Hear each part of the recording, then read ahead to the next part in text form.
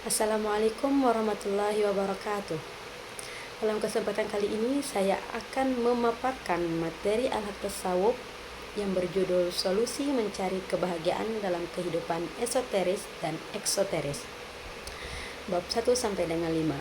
Oke, langsung saja kita mulai ke pembahasan.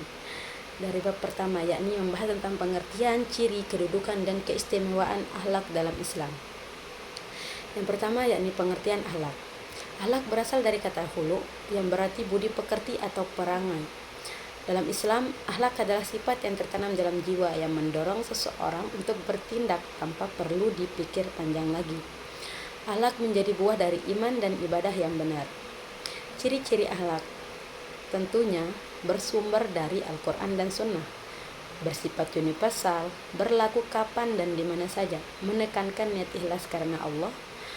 Kemudian mengajarkan keseimbangan antara hubungan dengan Allah ay hablum minallah dan hubungan dengan sesama ay hablum minannas. Kedudukan ahlak sendiri yakni ahlak menempati posisi tertinggi dalam ajaran Islam. Rasulullah SAW diutus untuk menyempurnakan ahlak yang mulia sebagaimana yang sudah tertera di dalam hadis riwayat Ahmad yang berbunyi innama bu'istu liutammima makarimal akhlak. Yang keempat yakni keistimewaan ahlak. Ahlak menjadi tolak ukur keimanan seseorang. Ahlak juga menjadi cermin kesempurnaan tasawuf, karena sufi sejati ialah yang baik ahlaknya. Lanjut ke bab kedua yakni ahlak terhadap Allah. Maknanya, ahlak terhadap Allah adalah bentuk penghormatan dan penghambaan total kepada Allah dengan penuh cinta, takut, dan harap. Bentuk-bentuk ahlak terhadap Allah, yang pertama ada tauhid dan ikhlas, yakni meyakini bahwa Allah satu-satunya yang disembah. Kemudian yang kedua yakni bersyukur dan sabar, menerima segala ketentuannya dengan lapang dada. Dan yang ketiga yakni tawakal, berserah diri setelah berusaha. Yang keempat yaitu takwa, menjaga diri dari larangan Allah dalam setiap keadaan. Tujuannya apa sih? Tujuan ahlak kepada Allah adalah mendekatkan diri atau taqarrub kepada Allah supaya mencapai kebahagiaan batin atau esoteris dan kedamaian lahir atau eksoteris. Lanjut ke bab selanjutnya yakni membahas tentang ahlak terhadap Rasulullah. Mana ahlak terhadap Rasulullah sendiri yakni menunjukkan rasa cinta, hormat, dan mengikuti sunnah Nabi sebagai teladan ahlak terbaik. Bentuk ahlak terhadap Rasulullah, yang pertama beriman dan mencintai beliau lebih dari diri kita sendiri. Yang kedua mengikuti ajaran dan sunnahnya. Yang ketiga membaca sholawat sebagai bentuk cinta dan doa. Dan yang keempat meneladani sifat beliau yang jujur, amanah, sabar, lemah lembut, dan adil. Adapun salah satu ahlak Rasulullah SAW yang harus kita terapkan dalam diri kita yakni ahlak beliau dikala beliau menjadi seorang pemimpin, yang dimana ketika beliau menjadi seorang pemimpin beliau adil terhadap semua masyarakat. Contohnya ahlak Rasulullah SAW terlihat saat beliau menyelesaikan perselisihan tentang Hajar Aswad. Beliau tidak marah, tidak menyalahkan, tapi mencari solusi yang membuat semua pihak bahagia.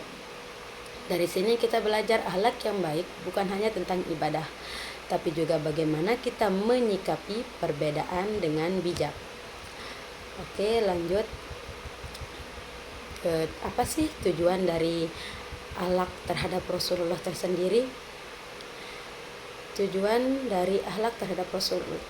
dari meneladani ahlak Rasulullah SAW sebagai model insanul kamil dalam menjalani hidup dunia dan akhirat.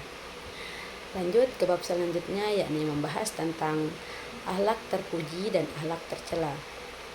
Yang pertama yakni membahas tentang ahlak terpuji atau al-ahlakul mahmudah. Ahlak terpuji adalah sifat-sifat baik yang membawa pada kebahagiaan dan kedekatan dengan Allah. Contohnya ikhlas, sabar, tawaddu atau rendah hati, qanaah atau merasa cukup, dermawan dan pemaaf. Adapun ahlak tercela di antaranya yakni al-ahlakul mazmumah adalah sifat-sifat buruk yang menjauhkan dari Allah dan manusia. Contohnya seperti sombong, iri hati, hasad, takabur, riya, dan marah berlebihan. Dalam tasawuf, tujuan utama sufi adalah membersihkan hati dari akhlak tercela dan menghiasinya dengan akhlak terpuji. Kemudian bab selanjutnya yakni membahas tentang akhlak bermasyarakat dan bernegara. Yang pertama, akhlak bermasyarakat. Akhlak dalam bermasyarakat bisa diterapkan dalam berbagai macam hal. Yang pertama, seperti berbuat baik, adil, dan tolong-menolong. Yang kedua, menjaga ukhuwah, saling menghormati dan menghindari gibah atau fitnah. Dan yang ketiga, menegakkan kejujuran dalam muamalah atau jual beli, pekerjaan, dan lain-lain. Yang kedua yakni akhlak bernegara. Patuh pada aturan yang tidak bertentangan dengan syariat, menjaga keamanan, persatuan, dan keadilan, mengutamakan kepentingan umum daripada pribadi, menjadi warga negara yang amanah dan kontribusi positif. Pasti keterkaitannya dengan tasawuf.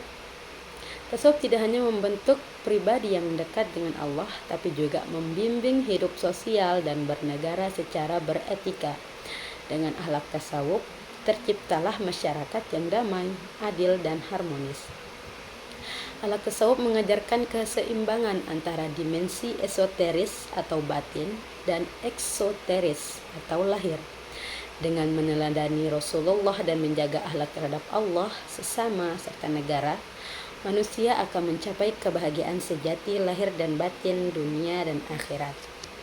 Mungkin ini aja yang bisa saya sampaikan. Kurang lebihnya mohon maaf. Wassalamualaikum warahmatullahi wabarakatuh.